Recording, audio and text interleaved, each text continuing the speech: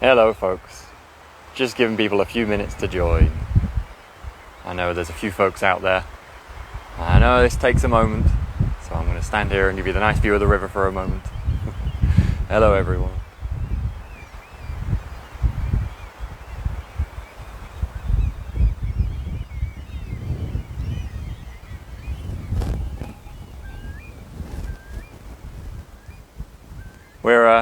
We're getting the real authentic Cairngorms experience this morning. As you can see from what's just in front of me there, I'm hiding underneath a Scots pine tree because the rain has really been pushing it this morning, and I needed that shelter so I could press the buttons on my phone at all because it was a bit wet. But thankfully, blue skies now. Look, blue sky. Well, I don't know. Looking up the valley, we'll see. We'll see. I might get a bit wet. I might have to dash for cover again. But anyway, welcome to the beautiful Cairngorms this morning. Welcome to the upper Dulnain Valley. This is North Cairngorms, the upper Spey, but one of the tributaries of the River Spey here. So we're very upland, probably a bit different from some of the other meadows we'll be looking at this morning. And I'm Sam. Obviously I work for Plant Life. You probably know that since you're following Plant Life. I am just going to talk a little bit about what's going on here in the Cairngorms, what this farm is about, what this project that I'm working on is about, and as my hair goes crazy because the wind is going mad. Well, that's inevitable, isn't it? It's a real life thing.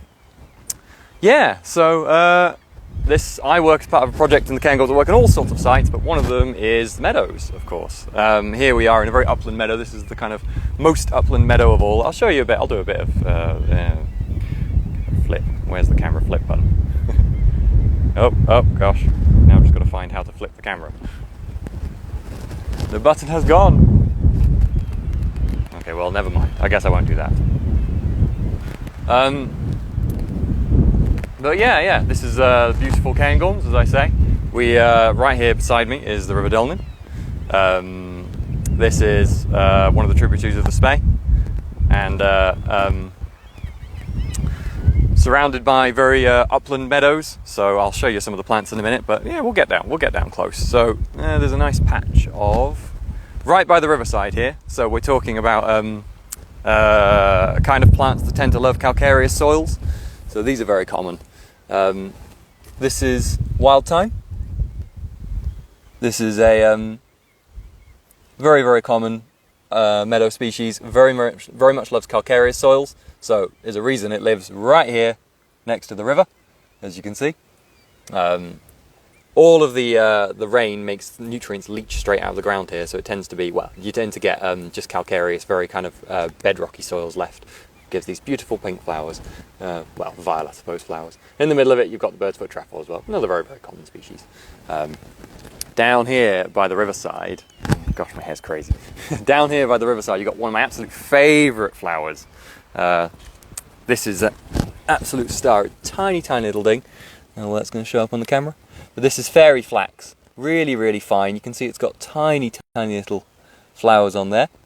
And it's absolutely, like, it's almost made of nothing. And you can't believe, given how rough the weather is up here, given how heavy the wind is and the rain and the snow that settles on us, we're probably above 250 metres this year.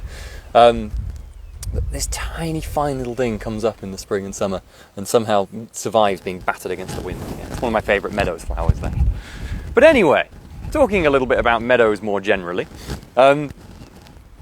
what are meadows is a very simple question, but why are we working on meadows? What's the importance of meadows in a place like this? So, I'll show you over the river. Probably just about to see the cattle over there. So, on the far side of the river are the animals, oh my gosh, that are being kept within this kind of quite large farm area at the moment. But we're doing a trial as part of this project to see effectively how different management methods with cattle can keep these lands kind of more species rich effectively. So ordinarily on a site like this, you can see right down there, it's a huge site. It goes probably about 1.5 miles down in that direction and the same up way as well. But it's quite poor grazing, so there's only about 25-30 cattle graze this area over the summer. And ordinarily, in a site like this, they might just be left free to roam, or at least they'd be free to roam on one side of the river and the other move between the two over the year, over the summer autumn grazing. But what happens is that means that the cattle can graze off everything. So those beautiful flowers we were just looking at just there, the fairy flax and the wild thyme, perhaps a little less the wild thyme, they'll just munch whenever they get the chance, because they can, basically. But what we kind of want is to give these species a rest, give the seed heads a chance to develop, the flowers a chance to come up. You can see all these beautiful flowers around me again now. So we've got a little bit of yarrow over there, the white flower, more bird's foot trefoil. Lovely cat's ear here, I think. Yeah. And these all get a chance to actually come up and develop, mature and set seed, because the cattle are not being kept across the whole field. So what we're doing is we're doing something called mob grazing. The farmers are being given some grants and assistance to trial this technique, and then they're partitioning the cattle up into fairly small areas, here again, and they're moving them kind of every 3 to 4 to 5 days-ish. And what that means is each area gets quite heavily grazed, so it actually gives quite a hefty graze to these kind of rough grasses. You'd often think like ryegrass and things like that, or cocksfoot. They get bashed down, and then after a kind of those 5 days or so, they get moved on to the next patch, and then they get a 2 or 3 month, even more, as a break. So what happens is all of those beautiful flowers get a chance to, and we'll go kind of another look at a nice bit of wild thyme down here, and some yarrow flowers. All of those beautiful flowers that we can see here, they all get a chance to kind of actually develop to maturity. Gorgeous flower there. And they can set seed, and they can actually develop. So you're not just getting a dominance of these kind of really rough grasses. You get a chance for the forbs, we call them flowering herbs and things like that, to come and actually set seed. And that allows a much more rich, diverse sward. And the wonderful thing about that is actually the farmers have seen this as well. The cattle actually really prefer it, because you can imagine what eating a ryegrass sward, it's just 2-3 species. It's all sugar basically for the animals. They don't get anywhere near the richness that they probably want. Another lovely patch of flowers down here.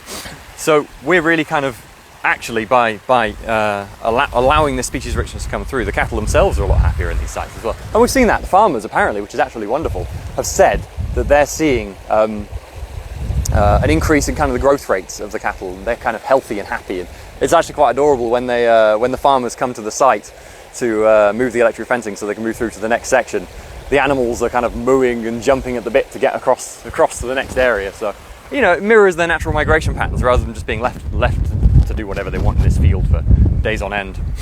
So that's kind of what we're supporting. And Plant Life side of this is we're monitoring this. So we're still quite early on in these trials. We're still just kind of getting to grips with what this does. If this works, can we increase species richness with this technique? The hope is, of course, that we can. But it's still very early days. So they've been trialling it for 2 years now. This is the second year. A lovely shot up the little burn here, little drain. This is the second year they've been trialling it. And we're doing quadrants all over these sites with volunteers. The volunteers have been doing a really wonderful effort to kind of monitor what species we're getting up. So some of these areas are quite rich. I mean, one of the richer areas at the moment. You can see we've got quite a diversity in here as well. Looks like some meadow buttercup and spearwort perhaps up ahead. I can go have a look and see. I don't want to go too much into the wet though, because I'll probably end up falling in while I'm on live stream, which won't be very good. Here we go. That's what I was looking for earlier. So this is nice bit of lady's bedstraw. Lovely. It grows quite, when it's not in flower, it grows in these kind of funny, almost like heather-like or pine-like leaves. And the flower is this beautiful, bright, vibrant yellow. And it's, I think lady's bedstraw is the name actually, because it used to be used as kind of a bedding material quite often back in the day when it was much more common. Still quite common in all these meadows nowadays, but that's kind of more of a, you can't really tell so much from that one. It's just kind of a neutral indicator. It doesn't really indicate much. But one of the things we're looking for when we look at all these species is what they tell us about the habitat. So that site over there, and you can probably still see some of the purple in the background behind me on the riverside over there. That's very calcareous, I was mentioning earlier, where it's all leaching and draining away into the river.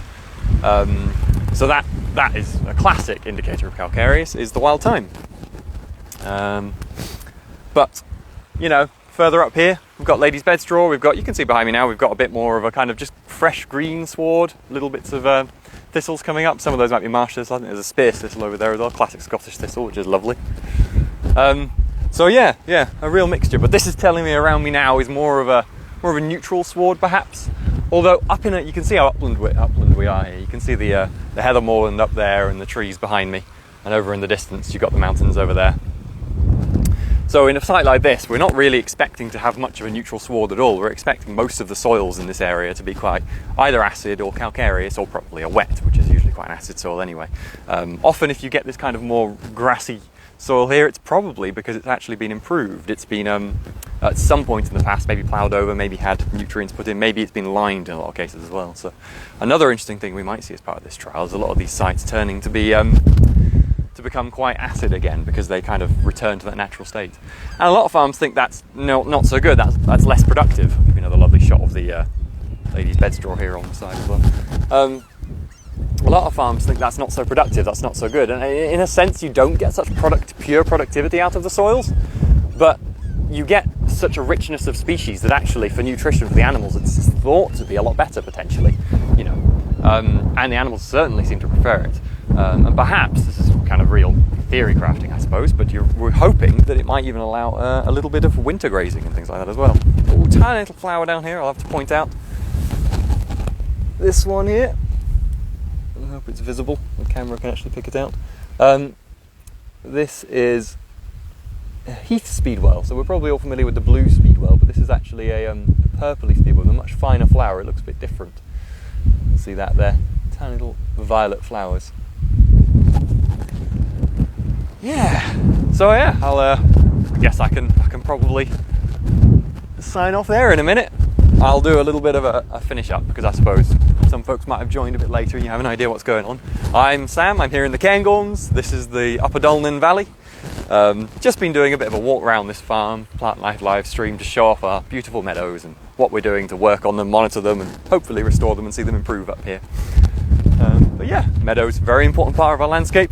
Hope to see more work on them in future. I think they're kind of underappreciated in terms of things like carbon, in terms of things like importance for livestock. I think, you know, often that's seen as something that, well, we just put forest everywhere, that would be better for nature, but no, it's really not. There's such a species richness in this meadow around me here, and it's natural, you know. It's part of the managed landscape, which is so beautiful, and so what we need to keep going in this sort of area.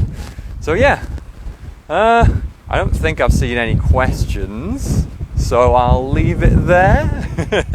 But I'm not too good at this sort of thing, so there might have been 100 questions come up and I've just missed them all. So apologies if you've asked a question. I wonder if I can finish. I remember there was a spear thistle somewhere around here, which was really pretty. I wonder if I could get a nice shot on that to finish up, because the sun's just come out and it's absolutely lovely now. I'll do hopefully it's not too rough. Always a harebell. Let's finish on a harebell. That's a nice flower to finish on.